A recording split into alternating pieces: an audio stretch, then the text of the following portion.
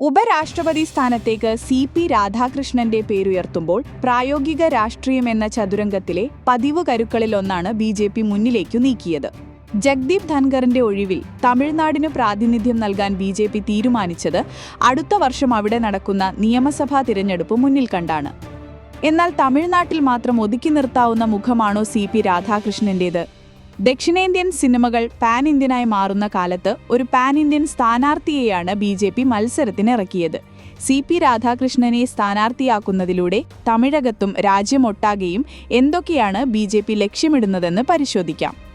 മുൻ ഉപരാഷ്ട്രപതി ജഗ്ദീപ് ധൻഖർ ബംഗാൾ ഗവർണറായിരിക്കെ മുഖ്യമന്ത്രി മമതാ ബാനർജിയുമായി പലവട്ടം കൊമ്പുകോർത്തിരുന്നു. ഇപ്പോൾ മഹാരാഷ്ട്ര ഗവർണറായി പ്രവർത്തിക്കുമ്പോഴാണ് CP രാധാകൃഷ്ണനെ BJP ഉപരാഷ്ട്രപതി സ്ഥാനാർത്ഥിയാക്കിയത്. രാഷ്ട്രീയത്തിൽ പെൻഷൻ പറ്റുന്നവരെയും പ്രശ്നക്കാരെയും ഒതുക്കാനുള്ള ആലങ്കാരിക പദവിയല്ല ഗവർണർ സ്ഥാനമെന്ന് ഇതിലൂടെ BJP ആവർത്തിക്കുന്നു. ഝാർഖണ്ഡിൽ ഗവർണറായി 2023 നിയമിക്കപ്പെട്ടപ്പോൾ കേവലം 4 മാസം കൊണ്ട് സംസ്ഥാനത്തെ മുഴുവൻ ജില്ലകളിലും സഞ്ചരിച്ച് CP രാധാകൃഷ്ണൻ ജനങ്ങളുമായും ഉദ്യോഗസ്ഥരുമായും സംവദിച്ചിരുന്നു. പാർട്ടിക്ക് തൃപ്തികരമായ പ്രവർത്തനം കാഴ്ചവെച്ചാൽ ഗവർണർമാർക്ക് വീണ്ടും പ്രമോഷൻ അവസരമുണ്ടെന്നാണ് ജഗ്ദീപ് ധൻഖറിലൂടെയും CP രാധാകൃഷ്ണനിലൂടെയും BJP പറയാൻ ശ്രമിക്കുന്നത്.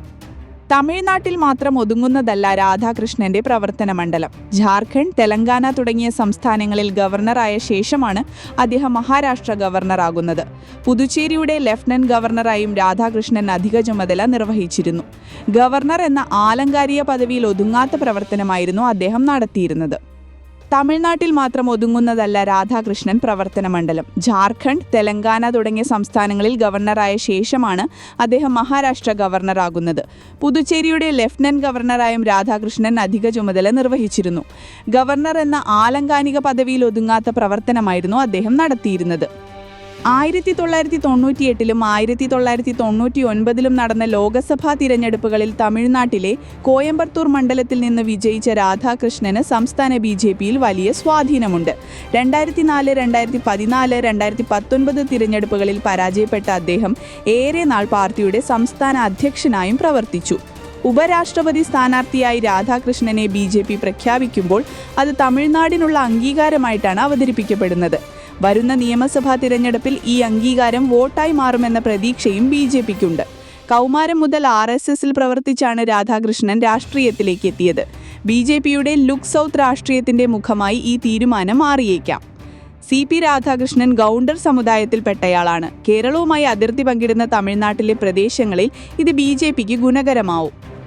CP രാധാകൃഷ്ണന്റെ സ്ഥാനാർത്ഥിത്വം പ്രഖ്യാപിക്കുമ്പോൾ അദ്ദേഹത്തെ ഉപരാഷ്ട്രപതിയായി ഏകകണ്ഠമായി തിരഞ്ഞെടുക്കണമെന്ന BJP ദേശീയ അധ്യക്ഷന്റെ അഭ്യർത്ഥനയിലെ ലക്ഷ്യമെന്താണ്? ഇന്ത്യ മുന്നണിയിലെ തീരുമാനങ്ങളിൽ കോൺഗ്രസിനൊപ്പം ആദ്യം പിന്തുണ നൽകുന്ന പാർട്ടിയാണ് DMK.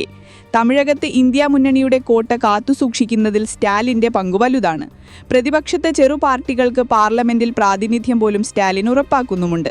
തമിഴ്നാട്ടുകാരനായ രാധാകൃഷ്ണനെ ഉപരാഷ്ട്രപതി സ്ഥാനാർത്ഥിയാക്കുന്നതോടെ ഇന്ത്യ മുന്നണിയിൽ കുഴപ്പം സൃഷ്ടിച്ചുള്ള മുതലെടുപ്പും BJP ലക്ഷ്യമിട്ടിരിക്കാം. തമിഴ്നാട്ടുകാരനെ പിന്തുണയ്ക്കാൻ DMK ശ്രമിച്ചാൽ എതിർ സ്ഥാനാർത്ഥിയെ നിർത്താനുള്ള ഇന്ത്യ മുന്നണിയുടെ നീക്കങ്ങൾക്ക് തിരിച്ചടിയാകും.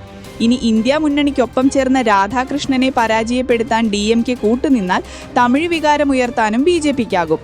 വരുന്ന തിരഞ്ഞെടുപ്പ് മുന്നിൽ കണ്ടുള്ള BJPയുടെ സുരക്ഷിത നിക്ഷേപമാണ് CP രാധാകൃഷ്ണൻ എന്ന ഉപരാഷ്ട്രപതി സ്ഥാനാർത്ഥി. ഈ നീക്കത്തെ ചെറുക്കാൻ ഇന്ത്യ മുന്നണിയും തമിഴ്നാട്ടുകാരനായ സ്ഥാനാർത്ഥിയെ രംഗത്തിറക്കുമോ എന്നതും കണ്ടറിയണം.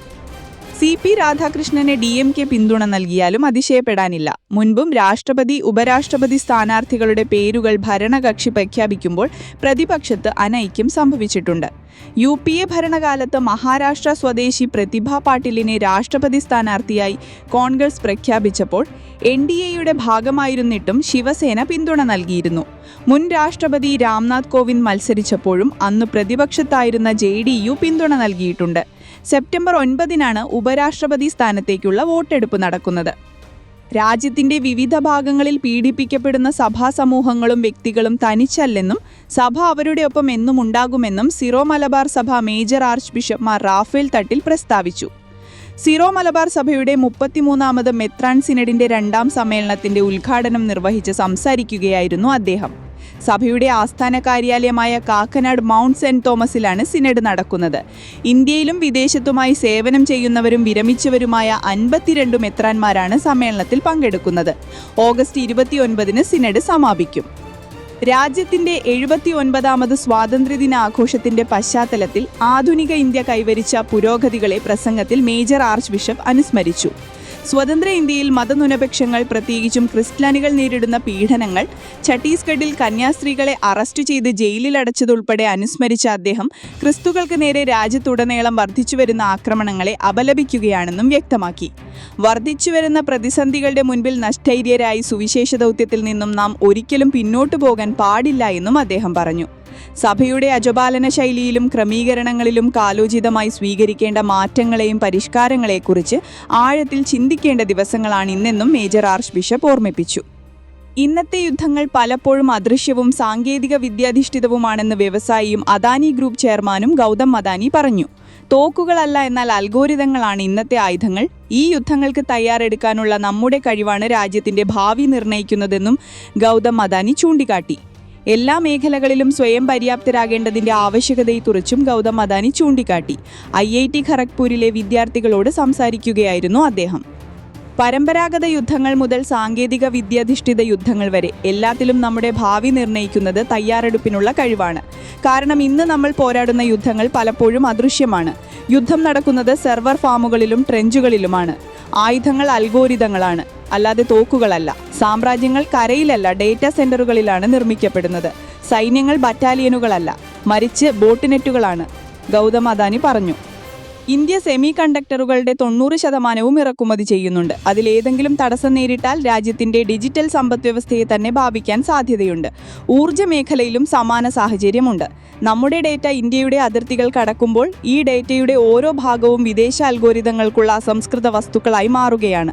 ഇത് വിദേശ സമ്പത്തിനെ സൃഷ്ടിക്കുകയും വിദേശ ആധിപത്യങ്ങളെ ശക്തിപ്പെടുത്തുകയും ചെയ്യുന്നു. സൈനിക ആശ്രയിത്വത്തിന്റെ കാര്യത്തിൽ നമ്മുടെ നിർണായക സംവിധാനങ്ങളിൽ പലതും ഇറക്കുമതി ചെയ്യപ്പെടുന്നവയാണ്. ഇത് നമ്മുടെ രാഷ്ട്രീയ സുരക്ഷയെ മറ്റു രാജ്യങ്ങളുടെ രാഷ്ട്രീയ ഇച്ഛാശക്തിക്ക് വിധേയമാക്കുകയും ചെയ്യുന്നു, ഗൗതം അദാനി പറഞ്ഞു. ഗാസയിൽ വെടിനിർത്തലിനായി കൊണ്ടുവന്ന പുതിയ കരാർ ഹമാസ് അംഗീകരിച്ചതായി റിപ്പോർട്ട്. അന്താരാഷ്ട്ര വാർത്താ ഏജൻസിയായ AFP ആണ് വാർത്ത പുറത്തുവിട്ടത്. മുന്നോട്ട് വെച്ച വെടിനിർത്തൽ നിർദ്ദേശത്തിൽ ഒരു ഭേദഗതിയും ആവശ്യപ്പെടാതെയാണ് കരാറിന് ഹമാസ് സമ്മതിച്ചതെന്ന് പേര് വെളിപ്പെടുത്താൻ ആഗ്രഹിക്കാത്ത ഹമാസ് വൃത്തങ്ങൾ AFPയോട് പറഞ്ഞു. ഈജിപ്തിന്റെയും ഖത്തറിന്റെയും മധ്യസ്ഥതയിൽ നടന്ന ചർച്ചയിലാണ് വെടിനിർത്തലിന് ഹമാസ് സമ്മതം അറിയിച്ചിരിക്കുന്നത്. ഇതോടെ കഴിഞ്ഞ 22 മാസത്തിലേറെയായി മേഖലയിൽ തുടരുന്ന യുദ്ധത്തിന് വിരാമമായേക്കുമെന്നാണ് സൂചന. 60 ദിവസത്തെ പ്രാഥമിക വെടിനിർത്തലാണ് കരാറിന്റെ ആദ്യഘട്ടം. തുടർന്ന് 2 ഘട്ടങ്ങളായി ബന്ദികളെ മോചിപ്പിക്കാനും മധ്യസ്ഥർ നിർദ്ദേശിച്ചതായി ഒരു പലസ്തീൻ ഉദ്യോഗസ്ഥൻ AFPയോട് പറഞ്ഞു. ഗാസ വെടിനിർത്തൽ സംബന്ധിച്ച പ്രഖ്യാപനം ഇന്നു തന്നെ ഉണ്ടായേക്കാം. 60 ദിവസത്തെ വെടിനിർത്തലിനും തുടർന്ന് ഹമാസ് തടവിലാക്കിയ 10 ഇസ്രായേൽ ബന്ദികളെ മോചിപ്പിക്കുന്നതിനുമുള്ള ഈജിപ്ത് ഖത്തർ നിർദ്ദേശം ഹമാസ് തത്വത്തിൽ സമ്മതിച്ചതായി ദ നാഷണലും റിപ്പോർട്ട് ചെയ്തു. തടവിലായിരിക്കെ മരിച്ച 18 ബന്ദികളുടെ ഭൗതികാവശിഷ്ടങ്ങളും കൈമാറാൻ ഹമാസ് സമ്മതിച്ചതായാണ് റിപ്പോർട്ട്. കീഴടങ്ങുന്നതിനു പകരം ആയുധങ്ങൾ ഉപേക്ഷിക്കാനും അന്താരാഷ്ട്ര മേൽനോട്ടത്തിൽ ആയുധങ്ങൾ സൂക്ഷിക്കാനും UN മേൽനോട്ടത്തിൽ ഗാസയിൽ ഒരു അറബ് സേനയെ വിന്യസിക്കാനും ഹമാസ് സമ്മതം അറിയിച്ചിട്ടുണ്ട്. എന്നാൽ ഇസ്രായേൽ പുതിയ നിർദ്ദേശത്തോട് യോജിക്കുമോ എന്ന് വ്യക്തമല്ല. ഹമാസ് ആയുധങ്ങൾ വെച്ച് കീഴടങ്ങുകയാണ് വേണമെന്നാണ് ഇസ്രായേൽ ആവശ്യപ്പെടുന്നത്. കഴിഞ്ഞ ആഴ്ച ഹമാസ് പ്രതിനിധി സംഘം കൈറോയിൽ ചർച്ചകൾ നടത്തുന്നതിനായി എത്തിയിരുന്നു.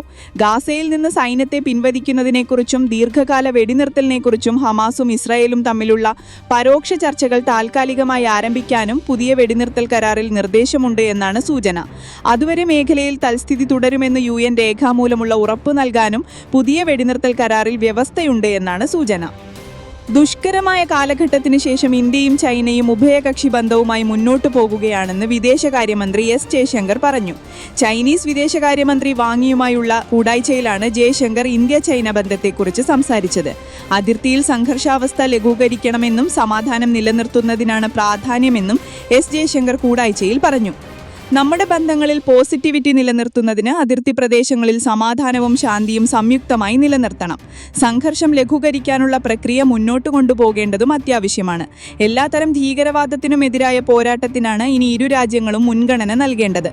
ഈ വിഷയത്തിൽ നമ്മുടെ കാഴ്ചപ്പാടുകൾ പങ്കുവയ്ക്കുന്നതിനായി ഞാൻ ആഗ്രഹിക്കുന്നു.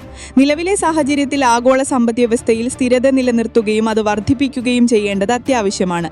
ന്യായവും സന്തുലിതവുമായ ഒരു ലോകാദൃഷ്ടിയാണ് ഇന്ത്യ ആഗ്രഹിക്കുന്നത്. ശക്തമായ മഴ തുടരുന്ന സാഹചര്യത്തിൽ പാലക്കാട് ജില്ലയുടെ എല്ലാ വിദ്യാഭ്യാസ സ്ഥാപനങ്ങൾക്കും ഇന്നത്തേക്ക് അവധിയായിരിക്കുമെന്ന് ജില്ലാ കളക്ടർ അറിയിച്ചു. കനത്ത മഴയും കാറ്റും കാരണം പല സ്ഥലങ്ങളിലും വെള്ളക്കെട്ട് രൂപപ്പെട്ടതും കുട്ടികളുടെ സുരക്ഷ കണക്കിലെടുത്തും ദുരന്ത സാഹചര്യം ഒഴിവാക്കുന്നതിനുള്ള മുൻകരുതൽ നടപടിയുടെ ഭാഗമായിട്ടാണ് അവധി പ്രഖ്യാപിച്ചത്. അംഗനവാടികൾ, നഴ്സറികൾ, കേന്ദ്രീയ വിദ്യാലയങ്ങൾ, CBSE, ICSE സ്കൂളുകൾ, കിൻഡർ ഗാർഡൻ, മദ്രസകൾ, സ്വകാര്യ ട്യൂഷൻ സെന്ററുകൾ ഇവയുൾപ്പെടെയുള്ള സ്ഥാപനങ്ങൾക്ക് അവധി ബാധകമാണ്.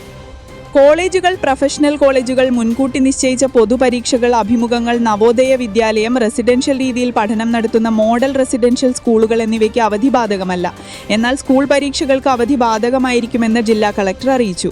നഷ്ടപ്പെടുന്ന അധ്യയന ദിവസങ്ങൾക്ക് പകരം പ്രവൃത്തി ദിവസങ്ങൾ ക്രമീകരിക്കാൻ വിദ്യാഭ്യാസ വകുപ്പ് നടപടിയെടുക്കണമെന്ന് ജില്ലാ കളക്ടർ അറിയിച്ചു.